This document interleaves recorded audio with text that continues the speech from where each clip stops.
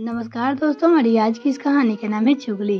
दोपहर को चाय नाश्ता लेकर जब शिल्पा सास के कमरे में जाने लगी तो अंदर से आती सास और ननद की बातचीत सुनकर उसके पैर ठिठक गए।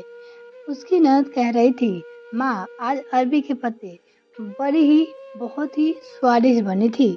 सुनकर शिल्पा को खुशी हुई। उसने सोचा कि इतनी व्यस्तता के बीच भी बड़ी बनाकर उसने अच्छा ही किया। दीदी को पसंद आ गई, उसकी मेहनत सफल हो गई। लेकिन इतने में ही उसकी सास का स्वर सुनाई दिया, तुझे तो पता है तेरे पापा को अरबी के पत्ते की बड़ी कितनी पसंद है, लेकिन यहाँ पे किसको तेरी पापा या फिर मेरी पसंद की पड़ी है। तेरी भाभी से इतना भी नहीं होता कि हमारी पसंद का ख्याल रखकर बीच बीच में बड़ी बना दिया करे। आज इस मौसम की पहली बार बड़ी बनी है, जबकि अरबी के पत्ते कब से बाजार में आ रहे हैं। अब हमारे लिए कौन बनाएगा बेटा, तुम लोग आए हो इसलिए बनी है। सुनकर शिल्पा को बहुत ही बुरा लगा अपनी सास की बात सुनकर। असल में उसके सास और ससुर दोनों की तबीयत पिछले 2 सालों से खराब चल रही थी। उम्र का तकाजा था। सास की तबीयत तो पिछले 2 महीनों से ज्यादा ही खराब थी। अनवरत भाग दौड़ के कारण शिल्पा खुद को काफी थका हुआ महसूस कर रही थी। सास ससुर की सेवा, आने जाने वाले का आगुआत, घर में दैनिक काम, इन सब में उनका अंग अंग दुखने लगा था। फिर वह भी सुबह 6 बजे उठकर जल्दी जल्दी काम निपटा दी ताकि वो अपना फर्ज अच्छे से पूरा कर सके। किसी भी काम में कोई कमता ना रहे। इसी जल्दी जल्दी के चक्कर में 10 दिन पहले सीढ़ियां से उतरते वक्त अचानक उसका पैर में फिसल गया और उसके पैर में जबरदस्त मोच आ गई थी। डॉक्टर ने क्रेप बैंडेज बांध दिया और 3 हफ्ते तक आराम करने की सलाह दी। लेकिन घर में सास की तबीयत देखने आने जाने वाले लगे हुए थे, तो वो आराम कैसे करती। पैर की घसीट घसीट कर चलते हुए वो पूरे काम को अंजाम दे रही थी। 3 दिन से तो उसे बुखार है, क्रोसिन ले लेकर काम चला रही है। पैर में मोच आने से पहले जब वो बाजार में सब्जी लेने गई थी तब उसे अरबी के पत्ते दिखे भी थे, लेकिन अभी काम ज्यादा है, कल लूंगी, यही सोचकर वो नहीं लिए थे। और फिर पैर की चोट के कारण वो बाजार नहीं गई। पतिदेव और बच्चे को भी जो भी और जितनी सब्जी लाने बोलती वो उतनी सब्जी ला देते, इसलिए वो अरबी के पत्ते की बड़ी नहीं बना पाई। शिल्पा को लगा कि उसकी ननद आरती माँ को अपनी समझाएगी। माँ आप ऐसा क्या सोचती है, हरदम तो बनाती है ना। भाभी आप दोनों की पसंद का खाना, अभी आपकी तबीयत, आने जाने वाले और भाभी की खुद का पैर, इसीलिए शायद बना नहीं पाई होगी। लेकिन ननद ने सास से कहा, हाँ मिलाया। सास को समझाया के बजाय आग में घी डाली का काम किया। शिल्पा अवाक रह गई। आज उसकी शादी को 20 साल हो गए। उसने हमेशा माँ बाबूजी की पसंद नापसंद पूरा पूरा ख्याल रखा है। सिर्फ माँ बाबूजी ही क्यों, उसने तो हमेशा ही कोशिश की है कि परिवार के हर सदस्य का जहाँ तक संभव हो सके पूरा ख्याल रखे। यहाँ तक कि इस चक्कर में कभी कभी उसके अपने बच्चे ने तरफ अनदेखी हो जाती।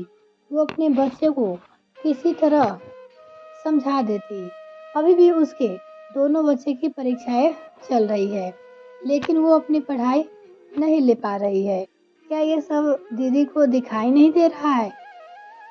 शाम को ननद किचन में आई और कहने लगी, भाभी तुमसे एक बात कहनी थी।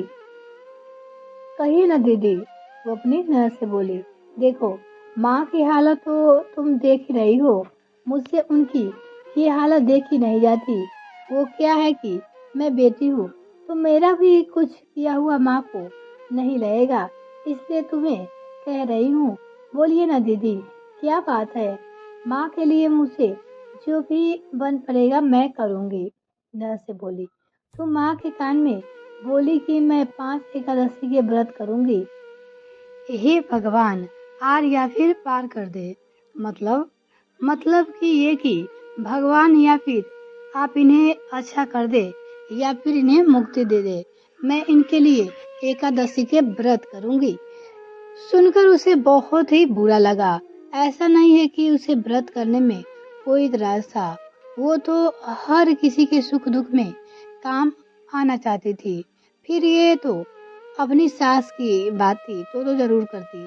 अपनी सास के लिए तो हरदम कुछ भी करने को हमेशा तैयार रहती है। कितना भी व्रत करने को तैयार है। लेकिन जब नर ने व्रत करने कहा तो उसे बहुत ही बुरा लगा। उसे दुख इस बात का हुआ कि नर को दिख रहा है कि भाभी के पैर में मोच और उसे बुखार है। होने के बावजूद मैं दिन रात काम में जुटी हुई है। ऐसे में दीदी को मेरी तकलीफ दिखाई नहीं दी। काम में हाथ बटाना तो दूर की बात, ऊपर से ये व्रत। खैर, ननद को बुरा ना लगे इसलिए उसने सास के कान में कह दिया व्रत करने को। ससुराल जाते जाते ननद उसके गले लगकर खूब रोई और उससे कहने लगी, भाभी कभी कभी बाबूजी के लिए अरबी के पत्ते की बड़ी बना दिया करो। यह वाक्य उनके कुछ इस अंदाज में कहा कि शिल्पा को लगा कि किसी ने उसके गाल पे करारा तमाचा मारा हो। उसे अपनी सालों की मेहनत मिट्टी में मिलती नजर आई। जिस ननद को वो ननद कम सहेली समझती थी, अपने मन की हर बात को जिससे शेयर करती थी, वही ननद माँ बाप के प्यार में इतनी अंधी हो जाएगी कि उसे असल सच्चाई भी नजर नहीं आएगी। यह उसने सपने में भी नहीं सोचा था। शिल्पा ने हमेशा अपने परिवार की खुशी को ही अपनी खुशी माना है।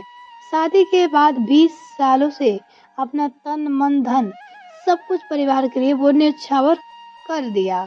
उसका ये सिला मिला। वो सोचने लगी, क्या भाभी इंसान नहीं होती?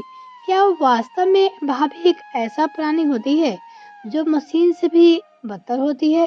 क्योंकि मशीन भी जब ज्यादा चलने से गर्म हो जाती है तो उसे ठंडा करने के लिए आराम देना जरूरी हो जाता है। ये बिल्कुल सही बात है। लेकिन भाभी के आराम के बारे में कोई भी क्यों नहीं सोचता?